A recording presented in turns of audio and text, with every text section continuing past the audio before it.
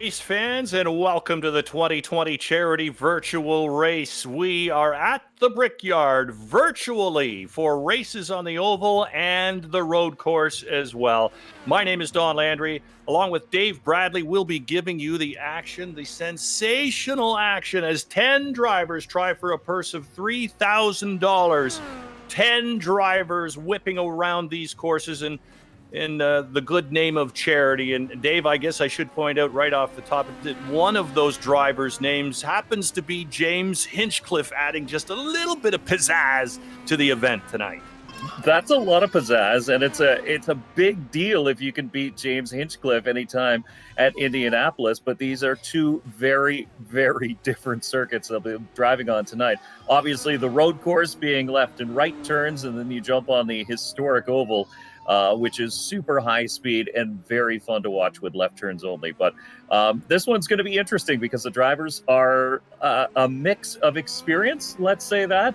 But everybody out here with a big smile on their face looking to put on a great show. And you take a look at James Hinchcliffe right now as he whips around the course. It's going to be something to try and beat him, I think, mentally and emotionally. However, James has his experience really racing, Dave, as opposed to virtual racing, which is a little bit of a different thing. Well, some would say it's way different. It is very different. If you've ever had a chance to try virtually racing, you don't get that seat of the pants feel that is very important for some race car drivers to know how far you can push a car and exceed or try and maintain the limits of traction, as James Hinchcliffe did exactly that. That's what you call getting loose and spinning out. So Hinchcliffe is testing the limits of that race car. Got into the wall, get a quick repair as he will head down into the pits, and the car will be back out very quickly. But that's the beauty of iRacing, is fixes happen very quickly, and the driver can rejoin the field. We're going to be telling you a little bit about these drivers as the evening goes on, and we might as well start with James Hinchcliffe and tell you that he is racing for the Stop and Go Foundation. That's his own foundation, of course, which has been set up to generate funds and then to redistribute those to various worthy charities. And he was talking to us before the race tonight, talking about one of the latest projects, which is one that deals with the Red Cross and a mobile blood unit that can go from track to track and help with the Red Cross collection of blood amongst racing fans. Just one of the things that the Stop and Go Foundation does. So that's who he is racing for tonight. Yeah, and everybody is racing for a worthwhile cause. And that's the beauty of tonight's race, is that, sure, you're trying to get bragging rights on beating somebody like James Hinchcliffe or just coming out on top. And but in the end, I mean, worthwhile charities benefit greatly here tonight. So that's mainly what the drivers are going to be doing tonight. It's serious. Yes, it tends to get very serious. I mean, you start out saying, no, we're just going to go out and have some fun, turn some laps, and really we won't take this all that seriously. But once you get behind the wheel and once you get into one of those racing situations, it's hard to not really sort of clamp down and take things very, very seriously and try and put in the quickest lap. Let's talk about some of these other drivers as well, who's facing off against James Hinchcliffe. Peter Neely in the one car. He'll be racing for, and a number of these races will be racing for the same fund, the Don Meskey Memorial Fund. We'll talk to you about that as the evening goes on, but off the top, we'll let you know that, a handful of these drivers will be racing for the Don Meskey Foundation. Usually they have the Don Meskey go-karting fundraiser, an actual go-karting event, Dave, but they're obviously, because of the restrictions that all of us have been facing because of the pandemic, they cannot have that. And so this event, the 2020 charity virtual race, which I think needs another name, Dave, to tell you the truth. I think we need to, before this night is over, we need to spice up the name of this race. But it does take the place of that fundraiser and will raise a bunch of money, all kinds, thousands of dollars for that fund. Well, we already have raised some money for that fund because every driver had to provide a $500 entry fee to the charity of their choice. And beyond that, win, the money can go to your charity. Again, well, it will go to the charity of your choice, so you can top it up that way. So that's what they've been doing. Peter Neely is one of them in that one car, as I mentioned. He competes in endurance racing, currently part of the American Endurance Racing Series, and he is trying his hand at the virtual racing tonight. Yeah, also has a couple track cars, including a 2006 BMW Z4M Coupe and a 2011 BMW M1. So he has some pretty stout real race cars as well, or at least track cars that he likes to play with. So he'll be one of those drivers who does have skill on track and will be trying to parlay that skill onto a virtual track as well. Corey Whiteman, very quick in this qualifying session early on, actually tops the time charts with a 1:14.877. So he would be your pole sitter for the first race. And again, we're going to be doing one race on the road circuit here at Indianapolis Motor Speedway, and then two races on the oval to come tonight as well. So lots of laps to be turned, but the drivers now racing for a qualifying position on the first one, which is obviously the road course. Corey Whiteman, by the way, who you mentioned, is racing for the Toronto Humane Society. He's, oddly enough, the only person in their bio who listed their age. So I'm going to give his age, Dave. 34 years old. Why so shy, the rest of you, I would say. He's 34 the lead years technician. young, really. Okay, 34 years. I guess a lot of these guys, Michael Hainsworth, who I've known for a while, I don't know how old he is, but I'm going to guess somewhere in the vicinity of 60 or 61. So good on him, getting, in behind the wheel, even virtually at his late stage age. But Corey is the lead technician for the number 9 Pfaff Motorsports Plaid Porsche Racing in IMSA GTD, as well as he's the front tire changer during pit stops as well. He's an avid sim racer, has been since 2013, but no open wheel or oval experience. So here we go, Corey. Have fun with the new experience tonight. And racing on an oval when you're going from a road course, you see he's doing very, very well on a road course right now, but racing on an oval is an entirely different beast. It looks easy. All you have to do is turn left, right? Yeah. But then every time you mess up just a little bit, it costs you so much time and so much effort to try and gain that time back. Because on a road course, we have 13 turns to try and build that gap or close a gap again and gain that ground back up. But when you're on an oval, you really struggle to try and close the gap quickly. So it takes time, and if every mistake you make, you lose a little bit of time, lose a bit of track space, and a few laps as well as you try and battle back into it. So some of these drivers are going to figure that out the hard way a little bit later on tonight, but definitely Corey Whiteman is one driver who has this road course thing figured out. And being a front tire changer on a live pit stop is tough work. I mean, those people are athletes. They have to do that very, very quickly. Absolutely. There's no doubt about that. Whiteman in the 3 car. Let's back it up a bit and talk about the number 2 car driver, and that's Rich Price from Port Hope, Ontario. He says he and his boys like to spend all race weekends up at Canadian Tire Motorsports Park with the trailer. No other way to do it. Get the trailer, watch the motorsports for the weekend, of course. Says he's never driven on a track in real life, but been iRacing for 3 years now. That's the number 2 car, Rich Price, also racing for the Don Meskey Memorial Fund. And his boss is in this race too. Jeff McKaig is going to be running against him. So we'll say there's some bragging rights at stake here today between at least those two drivers, or maybe a little grudge match today. So what do you do when you're racing around your boss? Do you nerf him out of the way and try and gain a spot, or? Well, or do we see a little shake and bake here? I mean, what have they got for everybody else? Jeff McKaig is racing for the Sick Kids Foundation in the 6 car. He says that he ate Kraft dinner and peanut butter and jam sandwiches for 3 months to pay for racing school. Isn't that an odd thing to put in your bio? And the first line, by the way, Dave. First line in his bio is that. So that's he's most... thing that he wanted to say. And Jeff's charity, the Sick Kids Foundation, he will be raising money to fight kids' cancer for the 5th year by cycling more than 400 kilometers coming up in August. Yeah, that's pretty cool. He said he bicycled around Lake Ontario twice just for something to do. I don't know if I've ever been that bored that I'm like, you know what? I think I might just go around Lake Ontario. Yeah.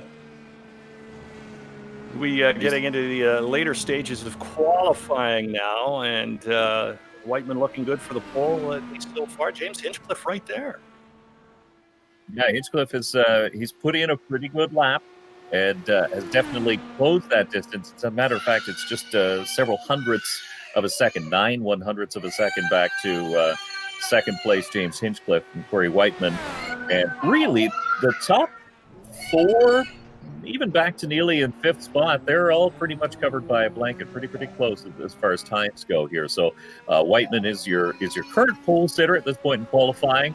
Hinchcliffe, Rich Price, Steve Bortolotti, and Peter Neely. That's your top five. Jeff McKaig, Kevin Adams, Preet Banerjee, Michael Hainsworth, and Taylor Barrett. Those are your top 10 drivers at this point in qualifying. Still a couple minutes left to go. Taylor Barrett in the 9 car and racing as well for the Don Meskey Memorial Fund.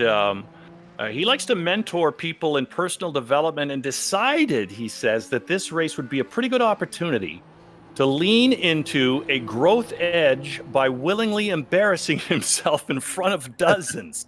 It could be, hey, you know what? I got news for you, Taylor. It could be hundreds or thousands of people that you're embarrassing yourself in front of. But you know what? I wouldn't worry too much about that. We thank you for racing and helping to raise money. And here's another oddity from his bio. Again, I guess it's important to him. He says he still has a used header gasket from his 92 Civic in his toolbox. So if anybody out there needs a head gasket from a 92 Civic, we can hook you up. That's true. And he's also looking for another 95 Civic Del Sol VTEC.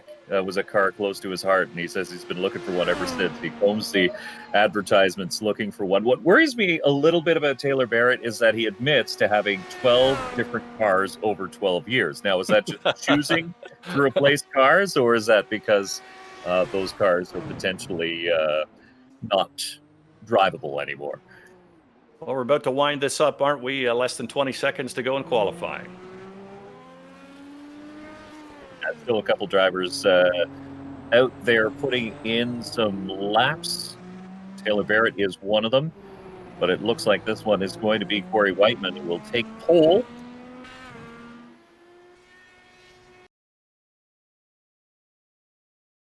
And indeed it is. Yep. So Whiteman will take pole. Hinchcliffe,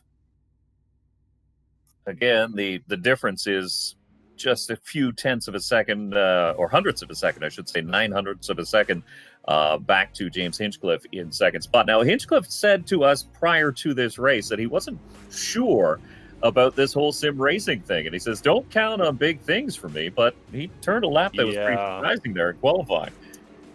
Well, I have to wonder then, Dave. I mean, you've been around racing more than I have. Do you think that James Hinchcliffe, who needs a nickname, by the way, and we'll come up with one for him a little later on tonight, I think. Do you think he sandbagged a little bit? Is that his nickname? The Sandbagger? I don't think he would have sandbagged. I don't think at this point. But he definitely opened up my eyes and was like, okay, he is a pro. And these drivers are going to have a handful with James Hinchcliffe. And there's a look at the starting grid, and you can also see under each of the names the charities that each of these gentlemen will be racing for. And don't worry, we're going to get to the rest of the drivers as we go here. I know we've been setting up a few of them, and we will touch on the bios of all of them because they all have fascinating things in their bios, like that they have a head gasket for a 92 Civic in their toolbox. You're going to want to know this stuff. This is the stuff that people need to know to really enjoy their racing. Absolutely. And you know what? Sometimes you just get a part that you really don't want to part with. So you put it in your toolbox and you keep it there.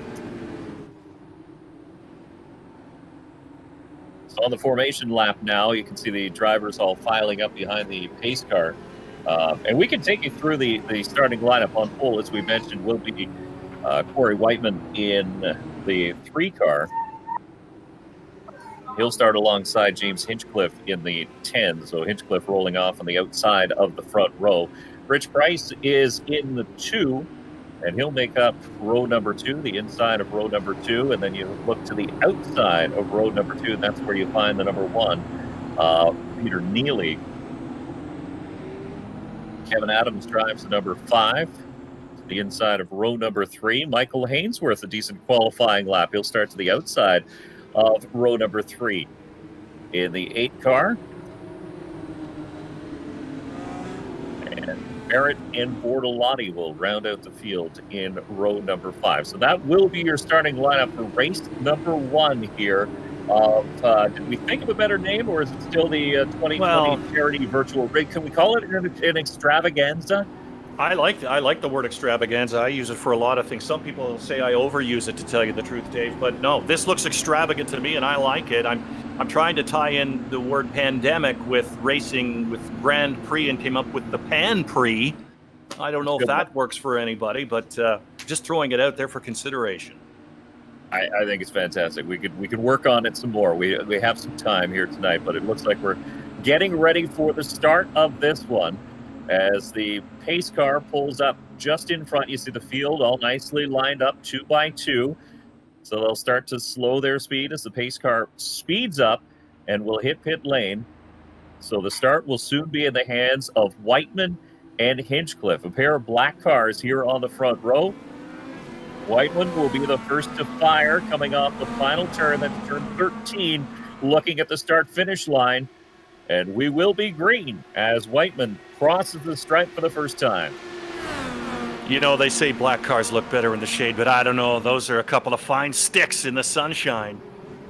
They really are. Whoa, we have some drivers getting aggressive into turn number 1. And when you look at passing opportunities on this track and problems, was that it was the 5 car, that's Kevin Adams. And he was one of the drivers, got a little bit aggressive there into turn number 1. So off track quickly, but gathers things back up and doesn't lose too much time. But another one goes around, and that was Peter Neely in the 1. So an exciting start to this one as they get a feel for the track. I mean, practice and qualifying, that's one thing. But when you get there, I was going to say bumper to bumper, but we don't really have bumpers out there. This is open wheel racing. But when you get in really tight like that and everybody's aggressive, the fun stuff can happen. Well, that's the thing is you tend to overdrive the car when you see a little gap open up. You really want to push it in there, and you get in, and then you realize quickly that you're in too deep, and it's pretty hard to back up. As we ride on board with James Hinchcliffe, riding in second position, chasing Corey Whiteman, who is your race leader, and he will click off lap number 1 out in front of this 10-car field. A little impressed by Preet Banerjee as well, who is running in 4th position right now in the 4 car, coincidentally, and he's had a nice start as well. And he's a guy who went to racing school after he graduated with a degree in neuroscience. Nah, neuroscience is too hard. I'm going to race cars instead, and he did that, and claims that one of his last Formula Car races was one of James Hinchcliffe's first races. So they have met before. They have, actually. They were doing a little trash talking amongst themselves before the race. So I think Preet would be really, really happy to meet somebody like James Hinchcliffe. It looks like we have a driver off the pace, and that is Hinchcliffe. As Banerjee didn't quite get by, but Price did, as Hinch ran into some trouble and lost ground. There he goes again, a spin by Hinchcliffe just in front of Preet Banerjee. So some heads-up driving by the driver of the number 4 to miss Hinchcliffe in the 10, who went for a couple quick loops. On cue for Preet there. We said we were impressed with the way he started, but I'm wondering, was there a little skullduggery there with Hinchcliffe's spin? I mean, he didn't just get loose on his own, did he? I mean, they were very, very close. It could have potentially been some contact, light contact possibly, but look at Hinchcliffe. He can see Preet Banerjee, so if there was in fact contact, there is probably going to be payback. We'll hear about that a little later on, too. On occasion, by the way, I know these drivers are taking it seriously, but I'm hoping you're going to be able to hear a little bit of cockpit talk as well. We've been told that they are wired up, and if they feel like it, if they're into it, but they might be way too serious to handle that right now. Just eyes on the prize. And that's the thing is drivers tend to focus once you get behind the wheel of a race car. I mean, you could say, yeah, I'll get on there and we can do some trash talking and stuff, but once you're in the zone, you really don't want to be broken in the zone. As we take a good look here at the 9 of Taylor Barrett, who's currently running in the 6th position. So he's having actually a decent run because he started near the tail of the field and has gained a number of positions already. Yeah, as we mentioned off the top about him thinking he's going to embarrass himself. Not so far. The embarrassment will have to come a little later. I mean, middle of the pack for a guy who thought he was going to be well back. He's up four spots, checking the official timing and scoring. Preet Banerjee is the driver most on the move with 5 positions gained since the drop of the green so far. So Banerjee currently running in the 3rd position, and Barrett back in 6th, but has gained 4 spots since the start of this race. I'm really impressed with Whiteman, and I guess that's an obvious statement, though, isn't it? I mean, he looked pretty good in practice and qualifying, and then here in this race, getting out front and holding the lead so far, no mistakes, and just cruising along out for a casual little drive around Indianapolis and the road course. Yeah, driving for the Toronto Humane Society, as we talked about off the top of the show, but he is an avid sim racer, as you mentioned, John, earlier, and he does race for a sim team called Samsoid Racing. So they have completed several 24-hour races, and you got to think he's a bit of a ringer in this race, especially on the road courses. I want to get to a few more of these drivers and talk to them about when we get back to Hinchcliffe and when he got spun there, and wondering if he got in contact with another driver. The first person you would suspect would be Michael Hainsworth, but I don't think he was anywhere up close enough to do that to James Hinchcliffe. And Hainsworth's nickname is, believe it or not, folks, the Moving Chicane. That's his actual nickname.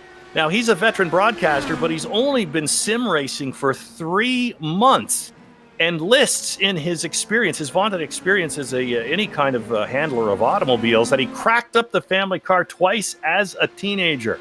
So far, so good. He's been staying on the track. Michael Hainsworth, who is having a pretty good day, at least so far. Things looking good for him. And Hainsworth, who loves all things tech, actually built his race simulator seat. You see some of these simulator setups that some drivers have manufactured or some purchased, but his was a flight simulator seat that he sort of bodged together, modified it for auto racing. So there you go. Seems to be serving him pretty well right now, sitting in 9th position. And one of the organizers of this race as well, Michael Hainsworth, that we've been talking to him, and Preet as well, to get this all set up. A lot of people involved, of course, to make sure that this night of racing can be had, all for a good cause.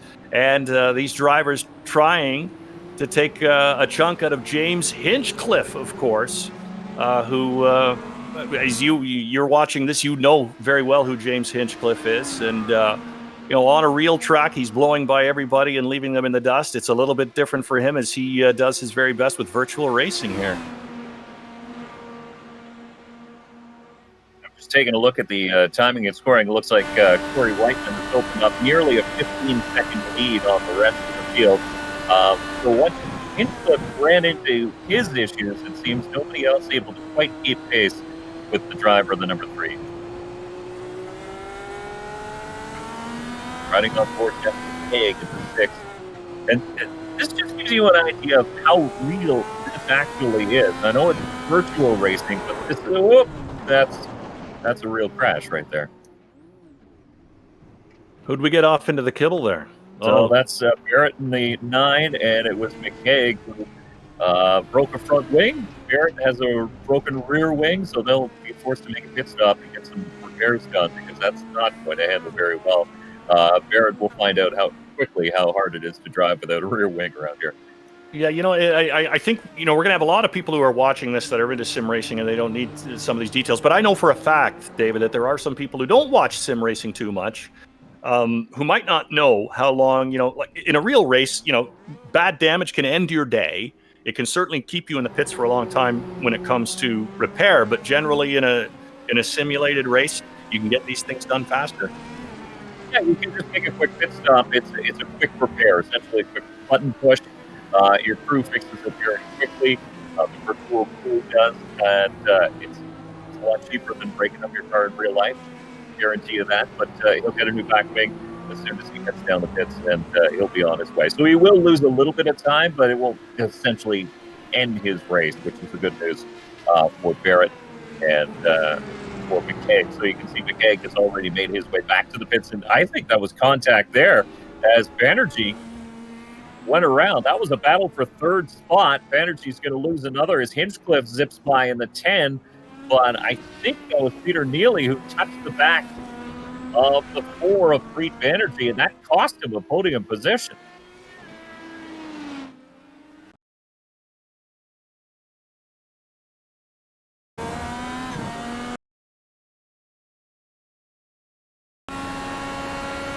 See if we can get another look at it here. And see if we can ascertain just what happened here, Dave.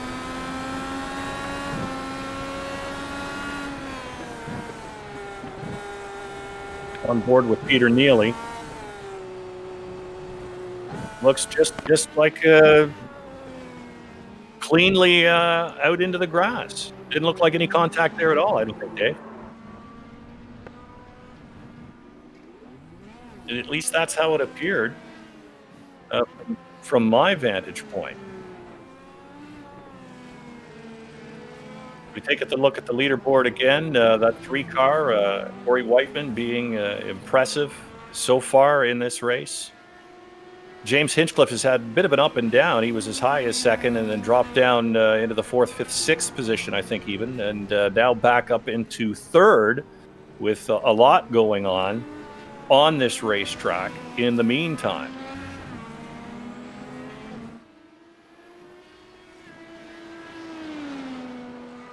You get a good shot of James Hinchcliffe there as he makes his way around and has lots of space to work with. And Hinchcliffe, by virtue of all the mess that was happening in front of him, is now back up in a podium position, sitting in 3rd spot with Neely just behind. Now, Neely, you remember, he's not shy with using that front wing. He used it on Preet Banerjee not too long ago. Banerjee now down into 6th after running in 3rd for so long. So we'll see what Neely does when he gets close to Hinchcliffe. He seems to be closing that gap fairly quickly, and he goes around. A little bit of a spin. Well, it's fun to do donuts. It's nice if your car reacts as it does there. You can get right back on track. Of course, it's not great when you lose ground to the rest of the competition, but back into the mix now. Didn't even cost him a spot. He just gathered it right back up, got his foot back in it, and away he goes. So just around halfway now here in this first race on the road course at Indianapolis Motor Speedway. Whiteman has been your leader since the drop of the green. We've had 10 laps in the books now of this 25-minute timed race. Whiteman qualified on pole. Hinchcliffe was outside of the pole, but Hinchcliffe had a lap where he spun a couple of times. That dropped him back in the pack. He's battled back up into 3rd. Price currently running in 2nd, but he's a fair bit behind. Matter of fact, he's the gap is now almost 23 seconds between your race leader, Whiteman, and Rich Price in 2nd spot.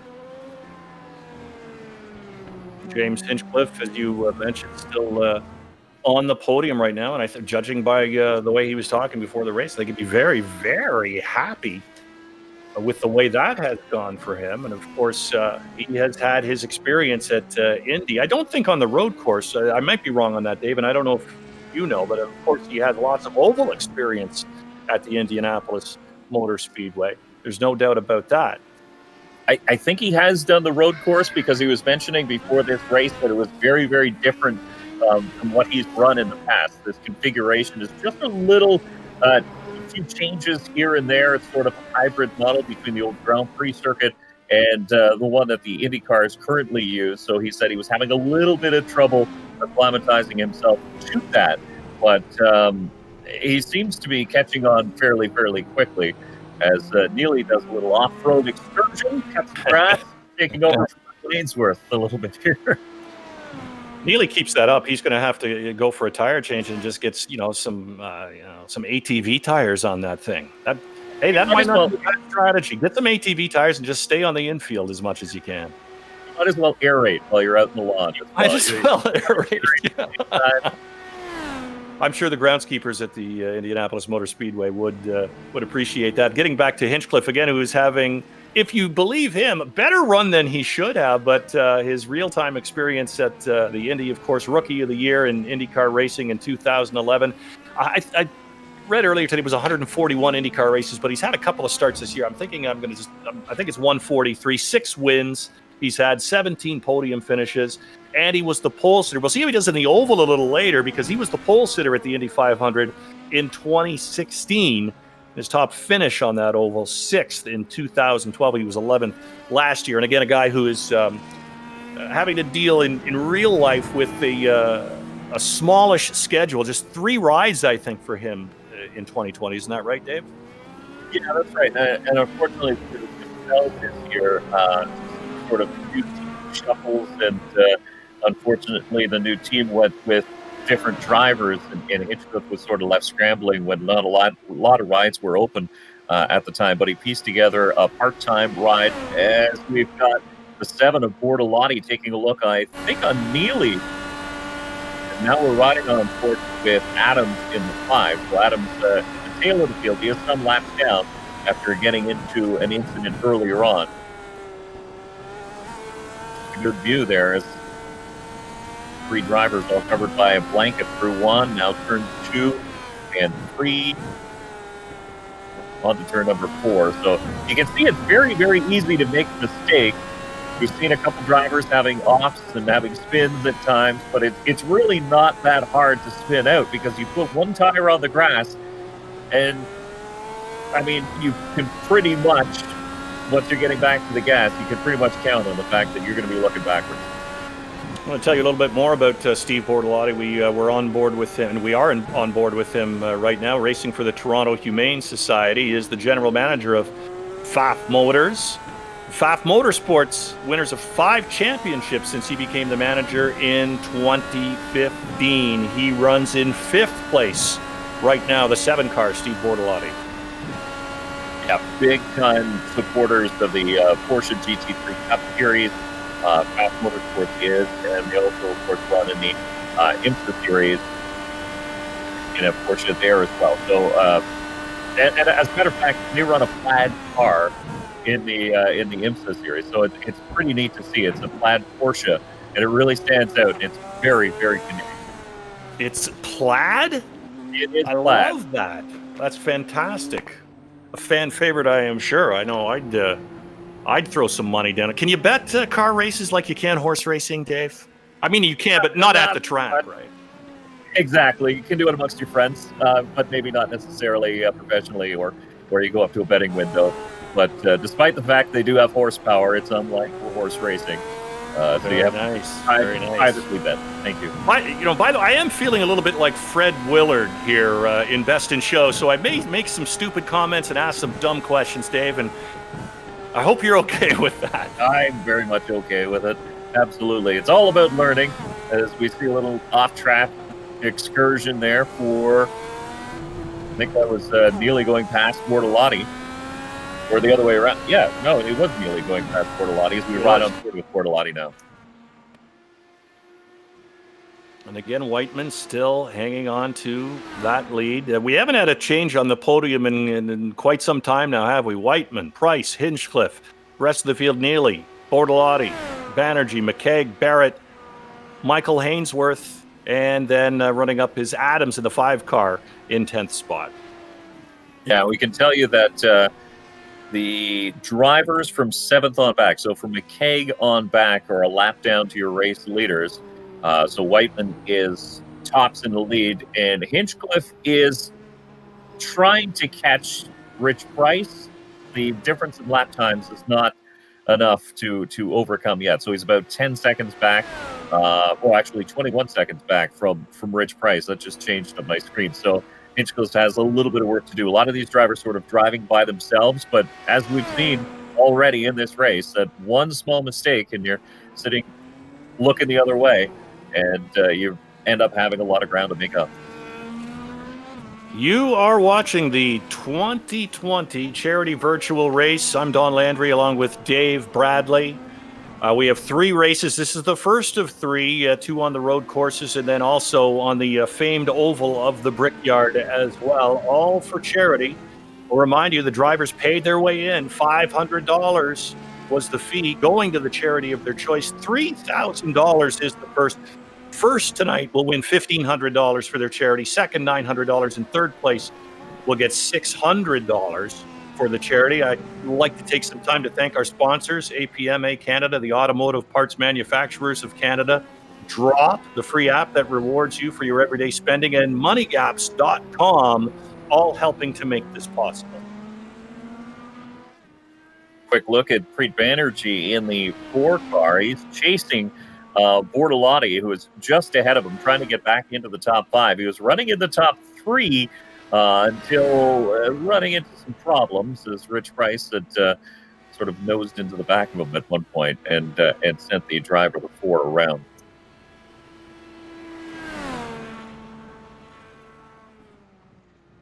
Pretty impressive for a guy like me who hasn't seen a lot of sim racing, and certainly this is the first time I'm taking part in a broadcast. And I got the sense, Dave, leading up to this, that guys were going to, take this somewhat seriously, or maybe a lot seriously. That they work on this, on the skill that it takes, which is, again, as James Hinchcliffe pointed out, it's a very different kind of thing than real racing. It's a different kind of skill you got to work at and work at and work at, and it's paying off for a number of them.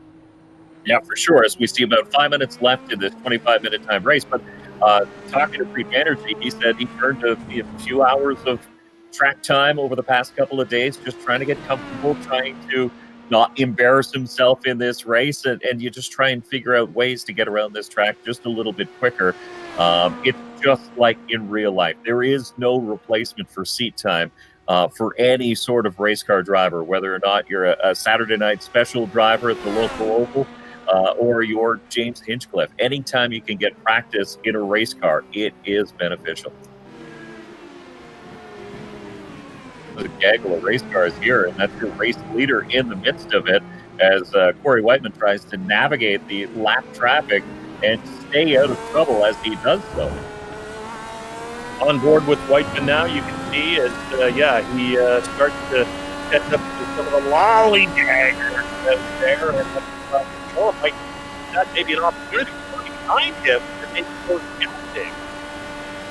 And you can see tucking into the track now down the main straightaway as he gets alongside one of those lap down cars, and he'll be able to pull up and even take the regular racing line into turn number 1. So that's a power move, a good drive off the final turn 13 on this 13-turn road course. And then you start linking your corners together in the tight and twisty areas here, turn 1, 2, 3 into 4. It's so important to link those and try and get your car to roll through the turns. Now, I say roll, it just means you're trying to get it to turn without having to brake too much, without having to really fight your car.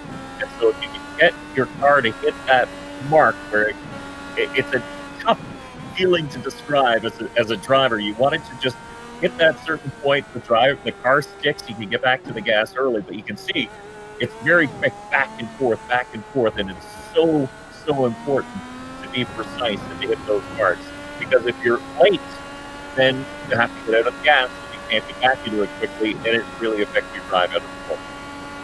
Well, I was wondering a little while back there if Whiteman thing slowed down and he started to lap, more and more drivers. But the gap,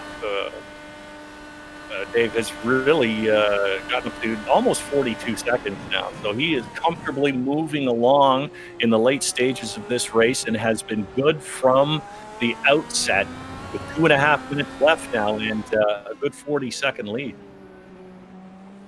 He's been very comfortable. He's been one of the only drivers in this race who has really not made any errors so far in the first 22, almost 23 minutes of this race.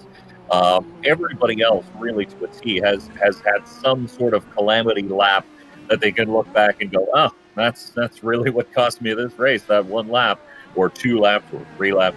But as far as Whiteman goes, he's really done nothing wrong. And we're inside 2 minutes now, remaining in this first of 3 races. Whiteman continuing to soldier along, free and clear. Just don't make any mistakes now and nurse this thing the rest of the way home. And that's important too. He does have the 3 of Hinchcliffe on the same straightaway. So imagine that. The race leader has the 3rd place driver in his sights to put him a lap down as Whiteman chasing Hinchcliffe. Those 2 black cars we saw in the front row just 23, almost 24 minutes ago, they're now nose to tail, although one driver is the leader and another driver is set to go a lap down. In 3rd place, though, that just gives you an idea of how dominant that Whiteman has been. Less than a minute to go now in this race, and the dominance continues. And as long as nothing unforeseen happens here, it looks like Mr. Whiteman is going to be able to take the victory in our first race. You can see Hinchcliffe with the familiar helmet and the black car. There is Whiteman giving chase. So really, Whiteman doesn't have to do anything special at this point. He just has to make sure he hits his marks. He doesn't have to challenge Hinchcliffe if he doesn't need to at this point. Just bring it home in one piece. He has nobody behind him for quite some time as the Rich Price number 2 sitting in second, but is quite a bit behind. And we have just 10 seconds left to go, and Corey Whiteman is getting a good start in this 3-race charity event, with the winner taking home the biggest chunk of the check in the purse, of course, the Toronto Humane Society being his charity. And there you have it, Corey Whiteman. So he's on his lap now. Yeah, he'll be coming around. So now it's, again, just put it to bed, as he has managed to get around the 3rd place driver of James Hinchcliffe. And again, working through lap traffic. See, now that's a gentleman thing to do. One of the lap cars just pulled over because he knew the leader was coming by to let Whiteman go through on his final lap here in this 25-minute timed race. Nice to see that we've got some good sports out there. Nice to see some great driving, too. We've got more coming. Want to remind you, a couple more races coming up, including one on the oval. Yeah, the oval's going to be really interesting because some of the drivers who are unfamiliar with road courses will excel in the ovals, and other drivers who are unfamiliar with ovals are obviously doing very well here on the road course, Whiteman being one of them. So Whiteman will take the win here in race number 1 of 3 here in the 2020 Charity Virtual Race Challenge. And some donuts for the winner. That's a beautiful thing to see. Not during the race, of course, but when you're in celebration, just let them burn. We saw enough donuts during that race, especially in the early on. Once the drivers got a little bit more familiar, a little bit more comfortable, they started to do quite a bit better. But yeah, there was a few spins. But we'll have a chat with your top 3 finishers. Corey Whiteman, the winner again. Rich Price in second, and James Hinchcliffe finished in 3rd. So we do have Whiteman with us now. Corey, great race. Obviously, you didn't make a single mistake. How was it in your books? Yeah, it was an awesome race. James kept it really close for the first couple laps, but he made a small mistake, which gave me a lot of breathing room, so I could take it easy for the rest of the race. Corey, I wonder if, could you take it easy for the rest of the race? I mean, when you start to lap the other competitors, that can get a little bit dicey, but it was pretty clean for you. Everybody got out of your way. Yeah, it's a group of guys here, so it was very clean. But yeah, you can't back off too much because you got to give yourself some buffer because things can happen, traffic or even mistakes. So it's a balancing act of trying to keep the speed up, but also keep your gap. Was this the one race that you had your eye on, knowing that the next 2 are going to be on ovals? Yes. My oval experience is nil. So I'm looking forward to giving it a go and seeing how close I can keep to the pro James Hinchcliffe. Well, congratulations again, Corey, on a terrific race. We're just looking at it right now on the board. First leg is in. The Toronto Humane Society gets a leg up, 50.5 seconds ahead of the second place finisher, Rich Price, and then James Hinchcliffe again finishing in third. The rest of the field, Neely, followed by Bortolotti, Banerjee, McKeag, Adams, Barrett, and Hainsworth bringing up the rear. Two drivers left on the lead lap after that first race, and the second driver of those two, Rich Price, coming home in second. Rich, congratulations on a race well run, but it had its moments at times, didn't it? Yeah, it was a great start. I left the door open a little bit, so Jeff took a flyer and tried to come down the inside, which was great, but slowed us both up a little bit. And I capitalized when he spun. So I think we were quite lucky in the end that clean race, managed to avoid a lot of the spinners as well. So I just couldn't catch Corey, super fast and consistent as well. So we just had to try and keep it clean, and that worked. So second place. What do you think you might be able to do, Rich, in the upcoming races, particularly this next one, which is a similar race, to get a little closer to Corey Whiteman? Do you have to be more aggressive, or is there something in your driving that you might alter going into this race? Yeah, we did a little practice of ovals this afternoon, Peter, Jeff, and I, and it's a totally different animal. If you're on your own, you just can't game, but if you're in a pack, a lot of slipstream, passing nearly every lap, so it should be pretty good fun. Just trying to hunt each other down and try not to wreck. As soon as you get lost on the lead lap, you're not going to get it back, so we just got to try and keep it clean, and hopefully all of us at the top can keep it clean, and we can keep James up there this time and have a race. That's what we're looking forward to is a race. Tell us a little bit about the charity you're driving for today. I actually took a seat from somebody else. They donated to a charity, and they were unable to drive, so I was invited to come and drive on their behalf. So I'd have to check with Preet to find out who's donating the money to. So, well, I can tell you it's for the Don Mesky Memorial Fund, and of course, this is a race. I want to remind people that this is a race that's taking place of what usually is a real go-karting race out there on the track, but of course, with COVID-19 restrictions. Not able to do that this year. And so the idea was born to bring it into the virtual world. And so that's what we have is the 2020 charity virtual race instead of the Don Mesky go-karting fundraiser. And that fund is in memory of Don Mesky, who passed away, unfortunately, in 2014, much, much too young. And the dollars raised going to his wife, Tanya, and his son, Eric. That's awesome. I didn't know that. So super happy about that. So let's hope I can raise a bit more in the second race.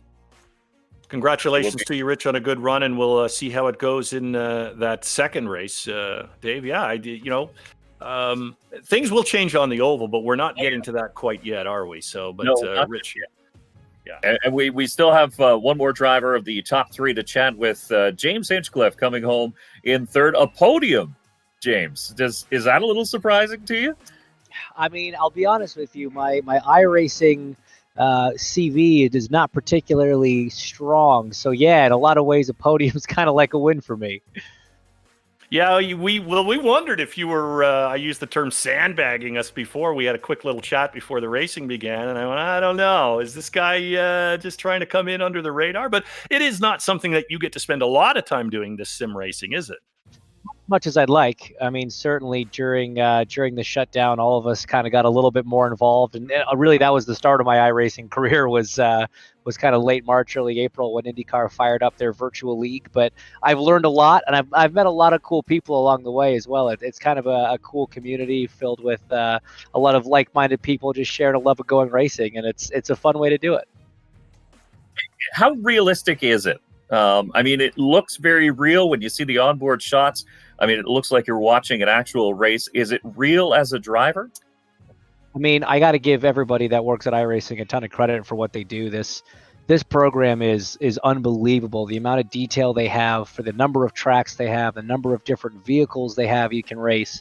It honestly is very realistic. Sure, there are little things that feel different and things you'll never be able to replicate outside of the car with the G-forces and kind of the feeling through the seat, so to speak. But a lot of these new sim rigs, as they're called, are getting very advanced with some of that. And the program itself, iRacing, does a great job replicating it. So this can actually be a pretty genuine training tool, I think, for a lot of people.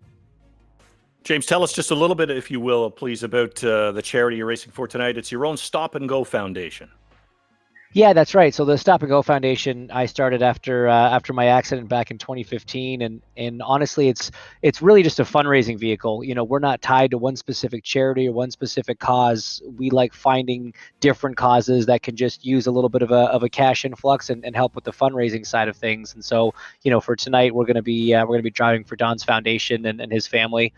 So if we manage to collect any money, that's where it's going. Can we call you a ringer on the oval? I mean, you say your iRacing experience is limited, but your experience on the oval at Indianapolis Motor Speedway is fairly extensive. I've got a lap or two around there. Yeah, that's true. So we'll see. Yeah, that's true. We've done a couple of quick ones over the years, but it's all a different game in this kind of situation. And I mean, after the clinic Corey put on, it's gonna be interesting to see how the grid shakes out. And James, as the night goes on, I'm thinking of nicknames for you, because I mean, people call you what they call you Hinch, and that's okay. That's kind of hockey, though, right? Like where they just take the guy's last name and they shorten it, that kind of thing. But you shorten and you add like an E at the end, so it'd be Hinch. Yeah. Like if I was a hockey player. That's right. Now, have you had any other nicknames? You were telling us, I think, a little earlier that there was one that didn't stick, right? Yeah, that's right. So, you know, it's actually Don Meske himself. You know, when he was running the Bridgestone Racing Academy, when he was working there, I was getting my race license and doing the race school and learning the craft of driving race cars. And we were sitting in pit lane one day, and he looks at me, and I think I was 15 or 16 years old, and he says to me, he goes, "James Hinchcliffe." He goes, "Now, if you ever went NASCAR, that name would never work in NASCAR. It's too many syllables. It's too fancy sounding." He goes, "If you ever went NASCAR racing, you'd have to be Jimmy Hinch." And so for the rest of the season, I was always referred to as Jimmy Hinch. That does trip off the tongue, doesn't it, Dave? Yeah, absolutely. I like it. I think it works. We can definitely go with that one for the next race. But I do have another one that do you want me to drop it on you now, James, or should I just let it happen during the race? If because I have come up with something for you. Hit me now so I can be prepared for it. Doesn't catch me off guard mid corner. You ready? Okay. The Oakville Breeze. There you go. I like that. I mean, Paul Tracy had the thrill from West Hill, but the Oakville Breeze has a nice sort of flow to it. Wow, that's just one of I'm sure I can come up with more if you're just being polite. We'll see, but I kind of like that. It sounds pretty polite. I think he was being polite. All right, we got to wrap this up because we got a couple of oval races still to come here tonight. So thanks very much, James. Congratulations on a podium finish here on the road course, and we'll see you here in a couple minutes on the oval. Thanks very much, guys. We'll just take a short little break here. We'll pause. We'll get back to the action in just a few minutes. Don't go too far, folks.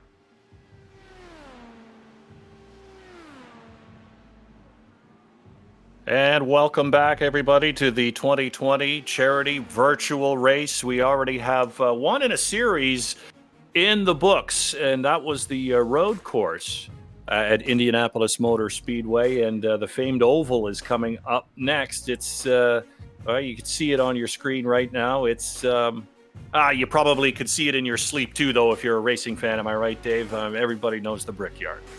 Oh, 100%. It is a unique race course, and fast, 2.5 miles, 4 distinct turns, and it's not as easy as it looks. It's not as high banked. If you've seen Talladega Nights, for example, and you see the high bank turns of Talladega and the NASCAR stars there, it's not like that. The turns are a little bit more flat. So it does take a little bit of finesse to get around, but it is a wonderful speedway. And it looks great on the sim as well. And it's one of the things that I'm finding out, and not surprised because I've seen a lot of sim football and things like that. But, you can have different weather conditions. We're not racing in the rain. We've got a glorious day. Looks like it's about, I think it's 25, 26 degrees Celsius. And clear skies, dry pavement, no excuses. Am I right, Dave? The thing about the difference, we saw the road course a little bit earlier and now onto the oval. The biggest difference is if it was raining, we would still race on the road course. The walls don't get any softer on the ovals in the rain, so that's why they don't race necessarily in the rain on the ovals. As we ride on board quickly here with Peter Neely, and you'll see the cars themselves have changed just a little bit. You'll see the wing in the front is a little bit smaller. The wing in the back is a little bit lower and flatter. The thing here is all about speed. You don't want as much. You need some downforce, but you don't need as much as you would on the road course. And so Neely, in the midst of his qualifying run, is giving a good look here at the 2.5 mile Indianapolis Motor Speedway. Racing for the Don Meskey Memorial Fund. And there you see it on that turn right there, Dave. What they're going to have to deal with is a little bit of glare, a little bit of sunshine. The sun is low in the sky, and so when you hit that corner, it's going to cause you some glare. The good thing is if you've raced this course virtually or, hey, in real life like James Hinchcliffe, you kind of know. There's no surprise there. You just keep turning. You would be surprised what your brain does too when you can look through that glare of sun.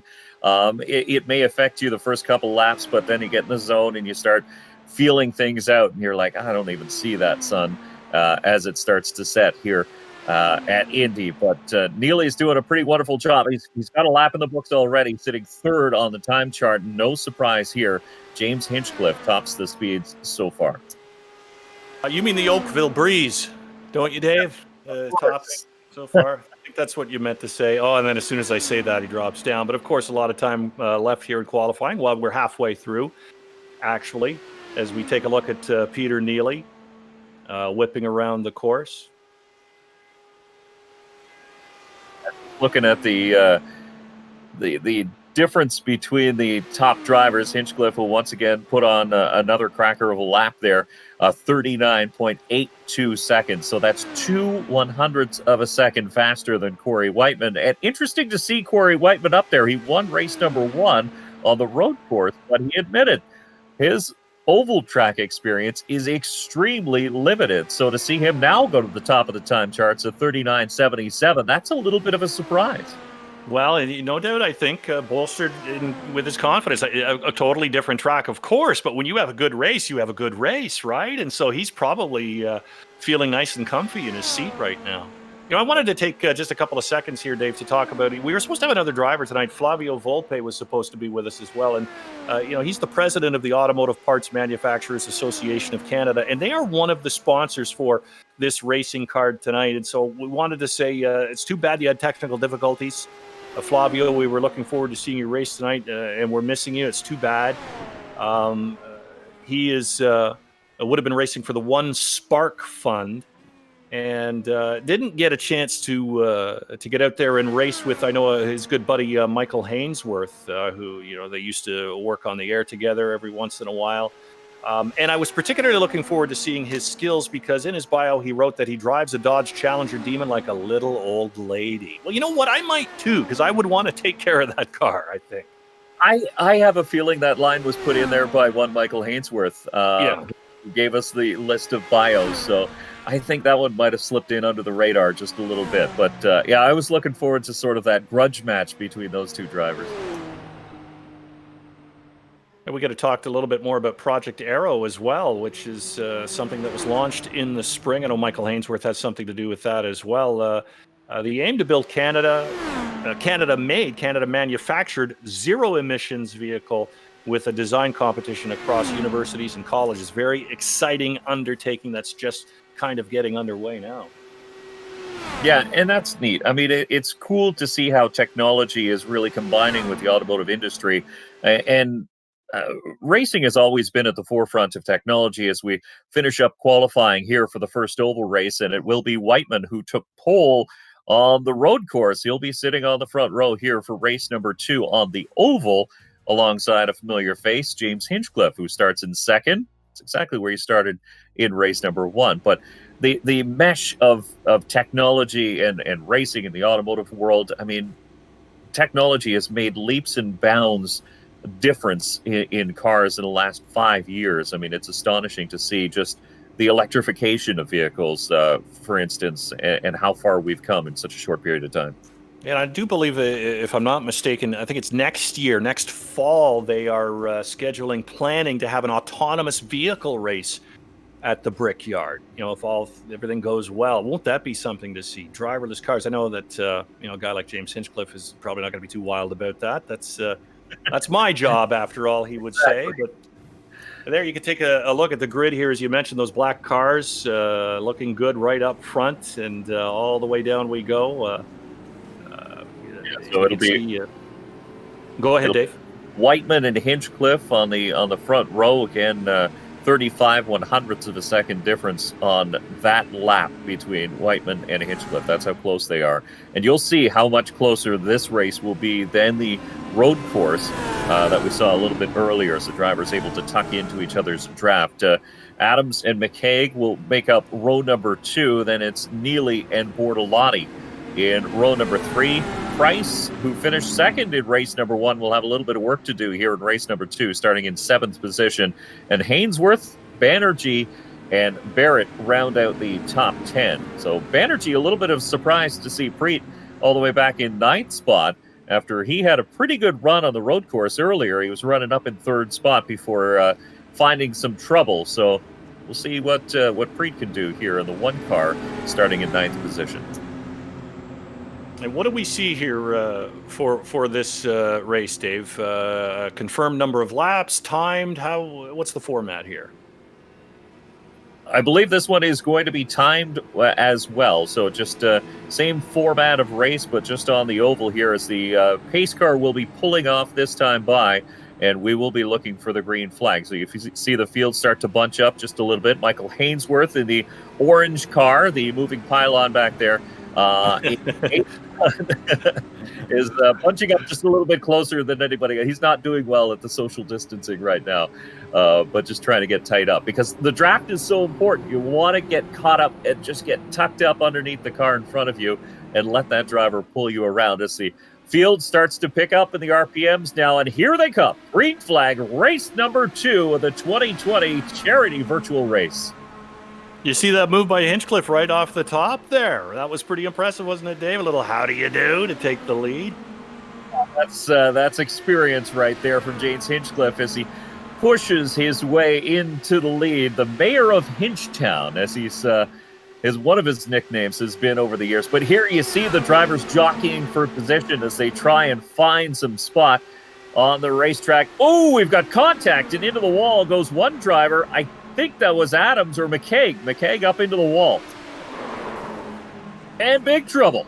A little bit more to... Oh my! So there's something you don't see every day. McCaig is doing a little wall riding. There he's back and see no damage set in iRacing. So he's trying to get down to the pits to get that car repaired as much as possible. So he does have a little bit of suspension damage, but he will be getting it fixed and he will not be out of this race. But look at Whiteman now in the draft of your race leader, James Hinchcliffe. And taking over the lead with his own smart little move on the inside on the corner. This is going to be a good battle. This is going to be a great battle. We'll see if anybody else can join them as well, but right now it's all about those two cars. Just a one little mistake. Whiteman took over the lead. He made a little bit of an error, caught the grass, and it cost him enough that Hinchcliffe managed to power his way into the lead. You see a number of drivers down pit lane. So Hainsworth, McKaig, down pit lane, getting their quick repairs. So they will be back in the race, but they are losing laps as the leaders circulate. Oh, big damage on one of the drivers there, and that might be Preet Banerjee. I think it's Rich Price, actually, yeah, in the 9. And a lot of smoke trailing at the back, obviously, heading into the pits to get some damage repair there. That's going to hurt as we rejoin that big battle at the front again. Adams has made his way up into 3rd spot, but again, here's the draft, and watch. Whiteman not quite there enough to make a move into turn number 1, so he'll tuck in and follow your race leader, the 3 of James Hinchcliffe, as we have a dynamite dice here at the front of the field. How tight will he get on this next corner? You can't bump draft in the corner, can you? An open wheel. Can you bump draft in NASCAR a little bit in the corner?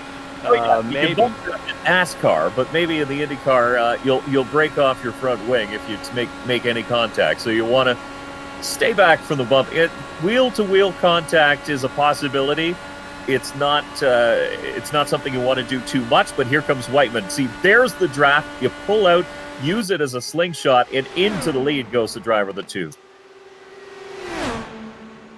If you're really angry with somebody, Don, you can use the front wing and you can move them out of the way, but you usually only get a chance. That's pretty iffy, though. I mean, you risk damage to your own car, too. But even in NASCAR, I mean, I've got my nephew's son, who at the time, when he was 6 years old and was a big NASCAR fan, and I asked him, can you bump draft in the corner? And he went, no, you cannot bump draft in the corner. That is a no-no. That wasn't thought, at least in his mind, to be good racing. We have another big one, and it was drivers who were dicing for 2nd position. Neely and Adams, the 2 drivers involved, and it looks like one of them is stuck on the inside of the track. Have another look at this. Ooh. Look at there. Got a little loose on him because there would be no real reason to move to the outside at that point like that, right? No, it does. Maybe the wind caught him. The draft does act in mysterious ways when you get beside another car. And you can see those. You see the illuminated numbers just over the driver's head. That gives you not the car number, but the position on the track where they were, and those drivers were 3rd and 4th when they made that contact. And there you see the battle again, Hinchcliffe and Whiteman. Whiteman holds the lead. We've had a few lead changes between these 2, 3 or 4 so far in this race, and maybe we'll see more. But it was Whiteman with that last move you talked about with the great drafting, who's hanging on right now, and maybe even stretching the lead just slightly. Not much, no. To lose that draft, and you can see Hinchcliffe, he'll take a peek and look on the inside, just fill that mirror a little bit of Corey Whiteman, who is your race leader, and then Hinchcliffe will slot back into 2nd. He doesn't need to force the issue. Still lots of time. It's a 15-minute timed race. We're just coming up on 5 minutes into this one as we ride on board your race leader, looking back to 2nd place. We'll see if we can stay out of the carnage. Stay out of the carnage, guys. That's enough of that. Let's have clean racing the rest of the way. Although it is entertaining the way things have gone so far. Never been. But there's a lot of room there for these the 1-2 cars right now. There's not much going on behind them, is there? Not in their rear view mirrors, anyway. No, objects are not closer than they appear. They are well back. The driver that's closest to them right now, I believe, is Michael Hainsworth, and he is currently a lap off the pace. But you can see there, as Hinchcliffe moved to the inside, Whiteman picked up on that vibe, and he moved to the inside, a little bit of a blocking maneuver, which is legal, and you don't want to move more than once. So if you move to the inside, then you have to stay on that inside. So there's where Whiteman goes, and Hinchcliffe has a run now on the outside. Can he make it work? Going around the outside here at Indianapolis Motor Speedway is tough, but it can be done. Not that time. We're going to watch this cat and mouse go on and on and on. This is great racing.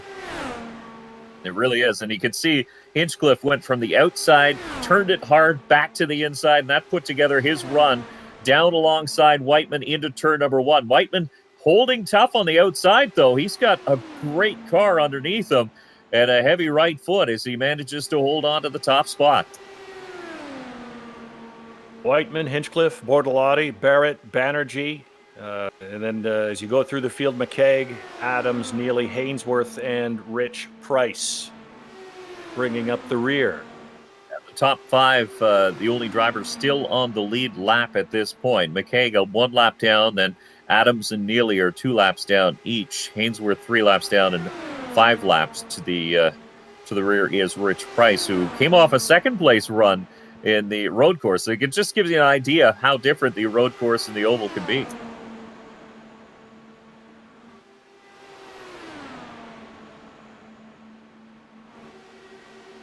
There is a good look at your third place driver, Steve Bortolotti. In the 8, he is currently running by himself.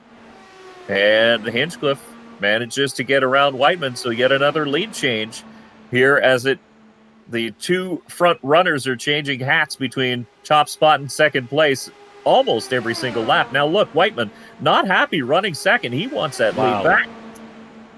I've lost count now, but I think that's 6 or 7 lead changes we've had between these two so far in this race, and we're about halfway through, so much more to come. And the beauty of Indianapolis Motor Speedway, when you have 2 drivers so equally matched as Whiteman and Hinchcliffe are, obviously Whiteman is a veteran of iRacing and has done it for several years now. Hinchcliffe, a veteran of racing actually at Indianapolis Motor Speedway, so he's bringing that experience with him. But it's neat to see these 2 drivers just going back and forth. And you know what? If you could see inside their helmets, both would have a huge smile on their face. Well, and do we have another change? There's Hinchcliffe back into the lead again. Is there anybody else in this field right now, Dave, that might be able to push? We don't want to call it too early here, but does it look like fait accompli that one of these gentlemen is going to win this race, barring something unforeseen like a spin out? At this point, it would take a lot for Steve Bortolotti to catch up. He's just over 5 seconds back. Barrett is almost 8 seconds back, and Banerjee over 10 seconds back from these race leaders. So these 2 are separated by about a tenth of a second between Whiteman and Hinchcliffe, and then back to 5 seconds. So it gives you an idea of how far they have to climb. And the last lap times are not that different. So about 0.2 of a second quicker is Hinchcliffe from Steve Bortolotti. So he'll have to do something special in order to catch these 2 leaders. Back and forth they go. It is a yo-yo of a race so far. No quarter given by either of these gentlemen, Whiteman or Hinchcliffe, as they continue to battle out. We've been witnessing some fantastic racing, and again, a bit of a surprise to those who are joining. Oh, we've got a car into the wall. It looks like Kevin Adams, who has hit the concrete. Yeah, he's having a little bit of a rough go here today. So he was already a couple laps down and had already been in the pits for repairs and now finds himself there again. But Adams all the way back in 8th position, finding trouble once again.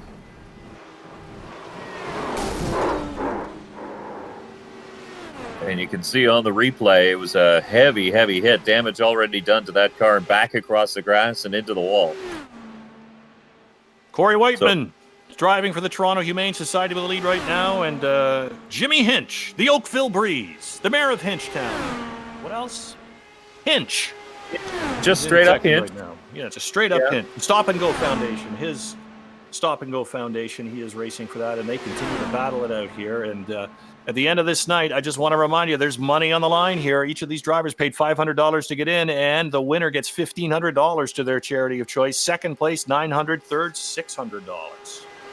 And, of course, Whiteman picking up the win in race number 1 on the road course just a little while ago. I have to mention, too, that Taylor Barrett, who is having a great run up inside the top 5, one of the few drivers still in the lead lap, has made a pit stop and is dropping down the order and is losing laps now. So problems for the driver of the 7. Unfortunate, because he was having a great run.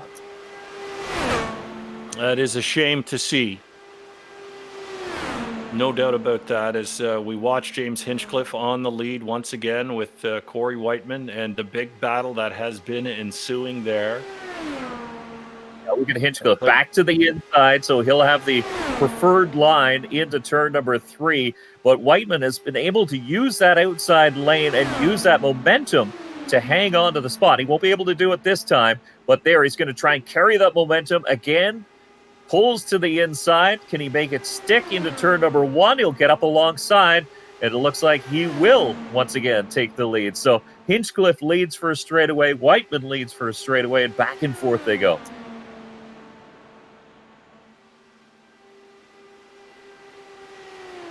So 4 cars still on the lead lap. Preet Banerjee in the 1 is the final car on the lead lap at this point. Steve Bortolotti holding down the final podium position. He's just under 6 seconds behind this dice for the race lead.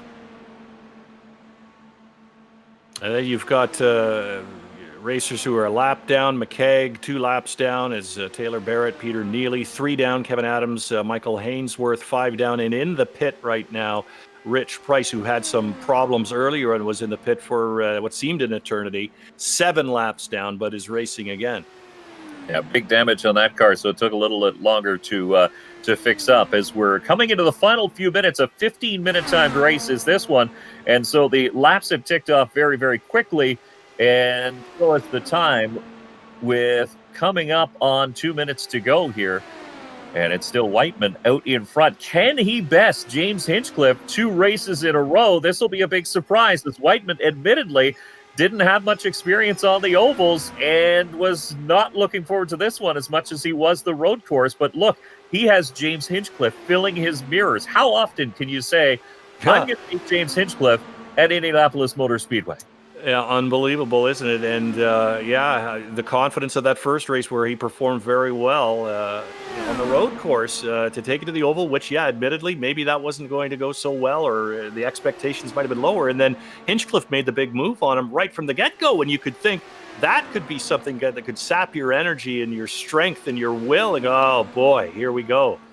The veteran of the real Indy 500. He's got me on the first move, but he has dug in, Corey Whiteman, and is having a super impressive night tonight. Learning from the master, you could say. And Whiteman didn't take long to pick it up here. He sat on the pole, so he bested James Hinchcliffe as far as the best lap time. And Hinchcliffe might be waiting for that final lap heroics. He's been likely calculating this, going back and forth, and he says, if I can just wait until that final run off turn number 4, I might be able to get him. So he sticks in behind, caught in the draft here, behind Whiteman. So this is the best race on the track, and it is the race for the lead. Yeah, well, he's like a tenth of a second is the gap, I think, between them, and it lengthens out a little bit, but then you get into the corners, and maybe they get a little bit together again. It's very close right now, and so Hinchcliffe, as you say, Dave, maybe just waiting for the moment if he can get it. Yeah, you can see Hinchcliffe trying to put together a run, so a little bit of a late entrance on the turn, and he dives it down hard and tries to get a run on the inside. Now he's tucked up in that draft once again on Whiteman. So when they cross the line, I believe we'll be taking the white flag this time by on this 15-minute timed race. So it's going to come down to this. 2 drivers for the race win here in race number 2 of the 2020 charity virtual race. Battle all the way around, and even at the early going, it seemed like this was going to be the way it was. These 2 drivers got out in front of everybody else, and then just started going back and forth, filling, as Dave says, each other's mirrors. Look how tight they are now, and Hinchcliffe making a move, trying to go high. Whiteman did what he needed to do. He blocked to the inside. Hinchcliffe trying to put that run together up on the outside lane. He noses into the lead. Can he hold that momentum off the turn? Whiteman will come back on the inside, but Hinchcliffe to the top spot and to the checkered flag. So Hinchcliffe will take race number 2. Wow, what a finish. What a finish. That was incredible racing. Just incredible racing, Dave. And again, back and forth, and then Hinchcliffe just waits for the position, gets it, fires out, and hangs on. Boy, you don't see too many finishes like that in real racing. On occasion, you do get this. That was almost a photo finish. Tremendous run by James Hinchcliffe, the master of the oval in real life, doing it in simulated fashion. 0.05 of a second was the difference there at the finish line for James Hinchcliffe, coming out in front here in race number 2. So we're going to try and talk to the top 3 drivers once again here in Victory Lane. We do have one more crack at the oval here on this 2020 virtual charity race challenge. I wish I'd been, keeping track of just how many lead changes we had in that race, Dave. And I don't know if that is actually something that's tracked by the computer, but it'd be interesting to see how many we had. That was an incredible back and forth. I ran out of fingers and toes. Yeah. I think after like 2 laps, I ran out of fingers and toes. But James Hinchcliffe joins us now in Victory Lane. What a finish. Take us through that last lap, if you could.